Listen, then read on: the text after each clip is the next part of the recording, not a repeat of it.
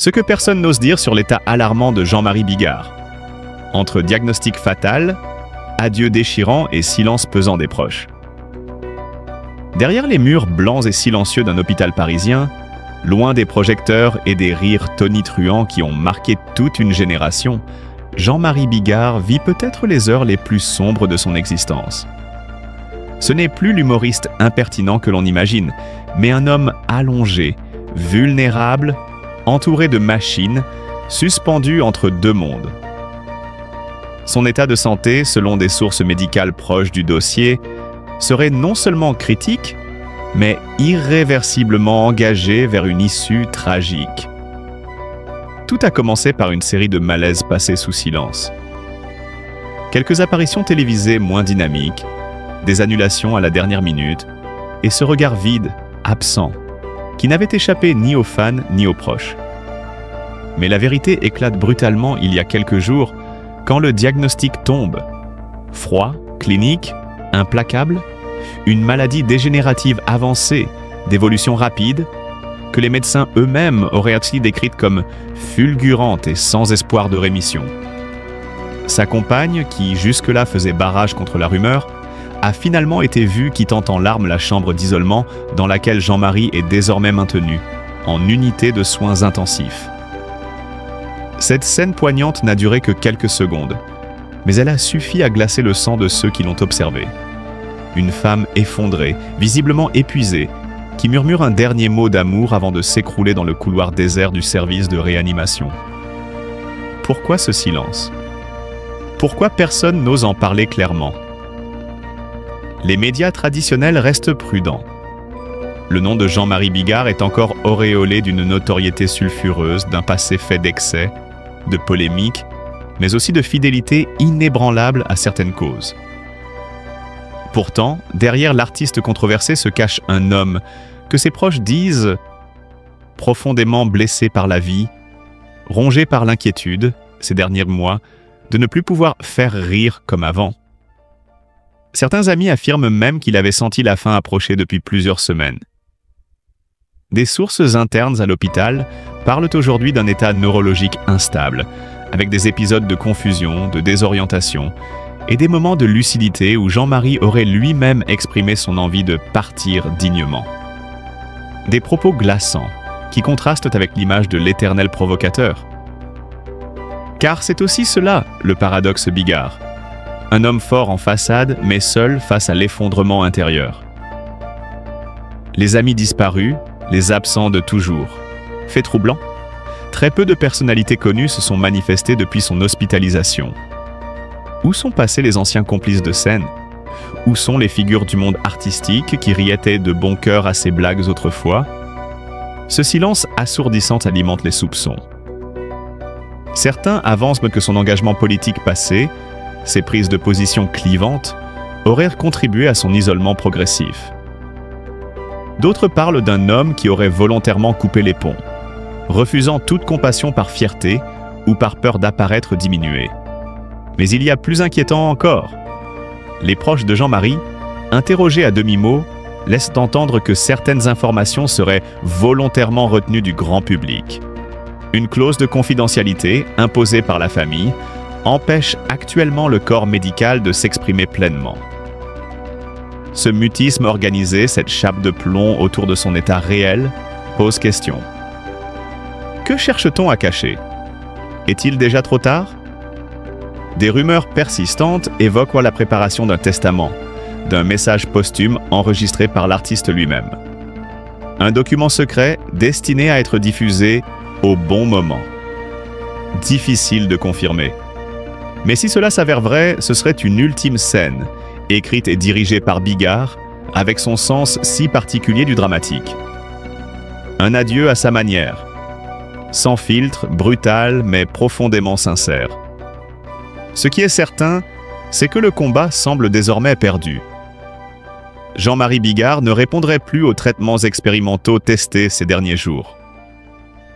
Son organisme, déjà affaibli par des années de stress, de tournées harassantes et de douleurs mal soignées, n'aurait plus la force de lutter. Il resterait désormais dans une forme de semi-conscience, entre deux respirations assistées, bercé par les voix qu'il reconnaît encore parfois. La France retient son souffle. Les fans, abasourdis, se replongent dans ces sketchs cultes comme pour conjurer la fin annoncée. Mais il faut avoir le courage de regarder la réalité en face. Nous assistons probablement au dernier jour d'un géant de l'humour français. Derrière les rires, les coups de gueule, les clashs mémorables, il y avait un homme. Et cet homme est en train de s'éteindre dans le plus grand silence. Personne ne sait si Jean-Marie Bigard rouvrira un jour les yeux. Mais si c'est un adieu, alors il mérite d'être entendu, compris et respecté, car même ceux qui ne l'aimaient pas doivent reconnaître aujourd'hui que le vide qu'il laissera sera immense. Jean-Marie Bigard en soins intensifs. Le combat de trop? Dans la lumière tamisée d'une chambre de soins intensifs, le silence pèse plus lourd que jamais. Un bip régulier brise par instants l'atmosphère figée. Rappel cruel que la vie ici ne tient souvent qu'à un fil. Au milieu de ces murs froids et impersonnels, Jean-Marie Bigard lutte, seul, dans un combat que personne n'avait vu venir. Ou que certains avaient dit préférer ignorer. Depuis plusieurs semaines, l'humoriste aux 1000 colères semblait plus fatigué, moins tranchant. Sur scène comme à l'écran, son regard se perdait parfois, son souffle se faisait court, et sa verve légendaire semblait émoussée. Mais fidèle à lui-même, Bigard, l'irréductible, rejetait toute inquiétude. « Ce n'est rien, juste un coup de mou », répétait-il à qui voulait bien l'entendre. Un coup de mou? Non. Un avertissement ignoré? Tout a basculé en quelques heures. Une douleur brutale au thorax, un effondrement soudain à son domicile. Les secours appelés dans la panique. Direction les urgences. Et là, le coup près, un diagnostic glaçant. Selon des sources proches du dossier médical, les médecins auraient évoqué des complications cardiovasculaires sévères.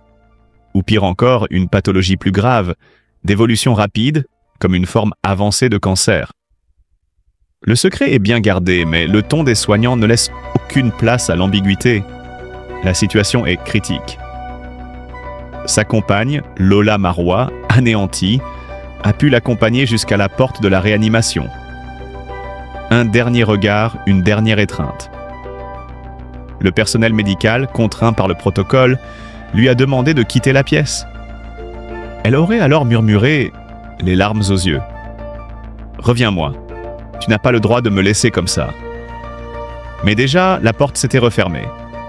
Derrière, Jean-Marie entrait dans une autre dimension, celle du combat intérieur, solitaire, face à une issue incertaine.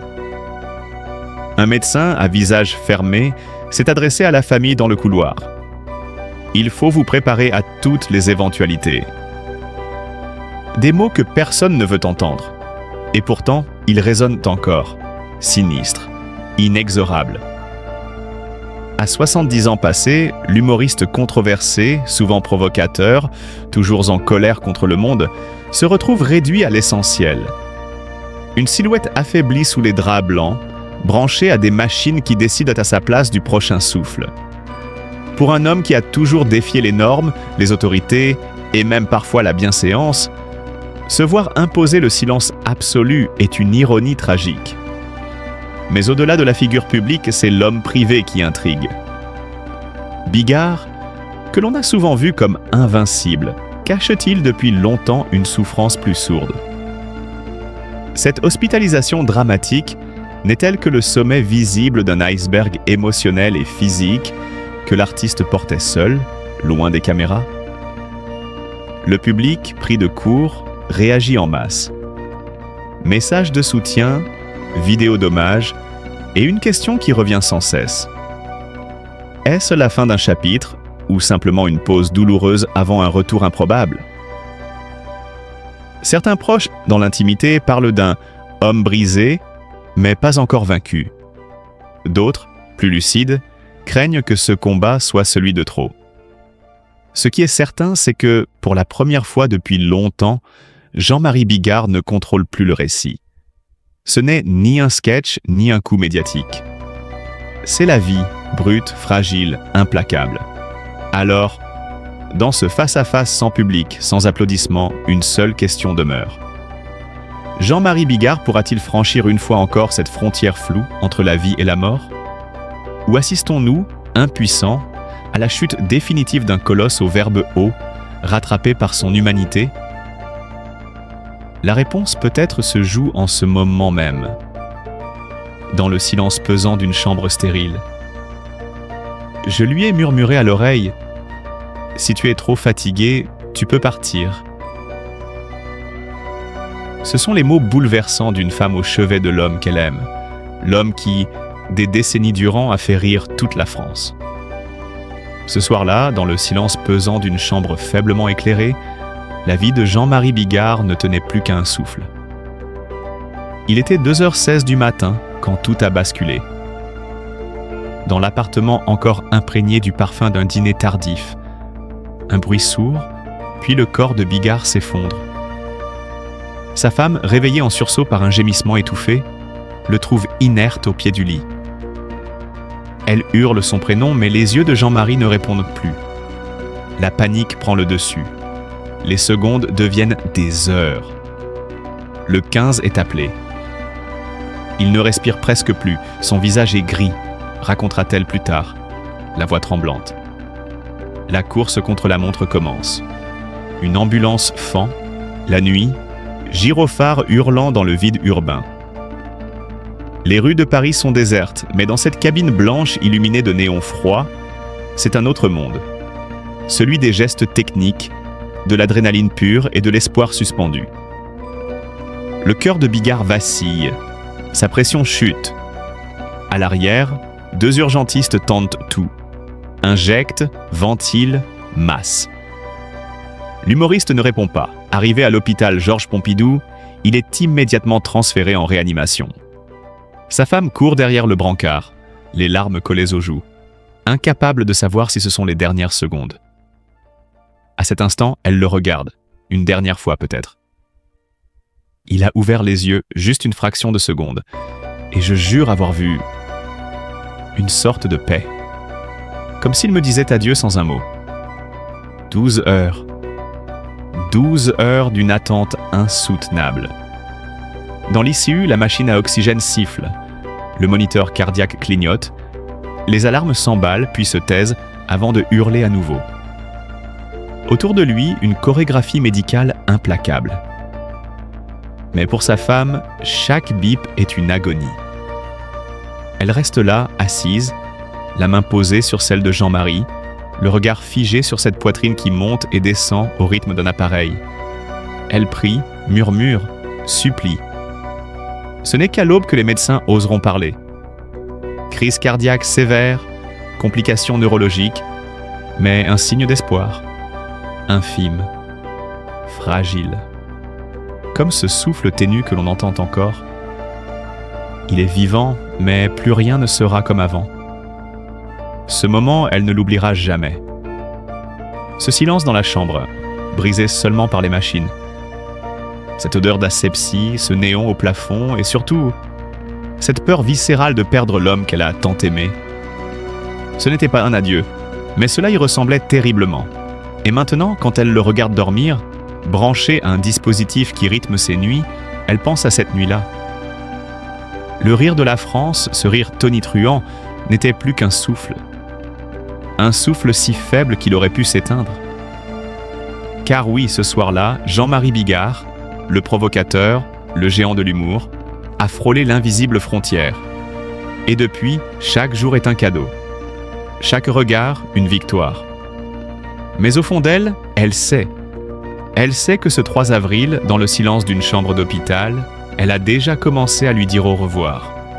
Il fut un temps où Jean-Marie Bigard dominait la scène avec une verve inimitable, un humour grinçant et une énergie débordante qui faisait trembler les plateaux de télévision et les salles de spectacle. L'homme, tout en verbe et en volume, n'avait pas peur des polémiques, ni de la fatigue. Mais derrière cette façade tonitruante, un autre combat se menait, loin des projecteurs. Celui, silencieux et progressif, contre le déclin du corps. Depuis quelques années, les signaux étaient là. Discrets d'abord, presque imperceptibles, une annulation de tournée par-ci, un discours confus par-là, des absences médiatiques de plus en plus longues. Puis vinrent les séjours hospitaliers, que l'on disait de routine, camouflés derrière des formules vagues, des communiqués évasifs. En réalité, les allers-retours entre son domicile et les hôpitaux se faisaient de plus en plus fréquents. Une bataille pour sa santé s'ouvrait en coulisses, que peu osaient évoquer à voix haute. Aujourd'hui, la situation a basculé. Brutalement. Jean-Marie Bigard est hospitalisé en soins intensifs, dans une unité de réanimation placée sous haute surveillance. Selon nos sources proches à l'art de la famille, son état est jugé critique. Il ne réagit plus aux stimuli et son organisme semble céder peu à peu. L'humoriste au franc-parler, autrefois insubmersible, est désormais prisonnier du silence médical. Son visage s'est creusé, son regard s'est éteint. Les machines respirent là pour lui, rythment un quotidien suspendu entre deux battements d'alarme. Ce constat déchirant est partagé par ses proches du monde du spectacle. Un ami de longue date confie, la gorge nouée, « Ce n'est plus le Bigard qu'on connaissait. Il n'a plus cette étincelle dans les yeux, on ne le reconnaît plus. » L'incrédulité le dispute à la tristesse. Les messages de soutien affluent, mais leur tonalité trahit une peur commune, celle de voir disparaître un monstre sacré, sans adieu, sans avertissement. Au chevet de l'artiste, sa compagne veille sans relâche. Chaque jour, elle écrit quelques lignes dans un petit carnet, comme pour conjurer l'absence, fixer l'instant. Un passage en particulier bouleverse. Chaque souffle de la machine est un coup de poignard dans ma poitrine. J'aimerais tant entendre sa voix, même râleuse, même outrancière. Ce journal intime, d'une tendresse poignante, devient le seul fil qui relie encore l'homme public au monde réel. La tragédie qui se joue en silence dépasse la simple sphère médiatique. Elle questionne notre rapport aux idoles, à la finitude, au corps qui lâche quand l'image, elle, reste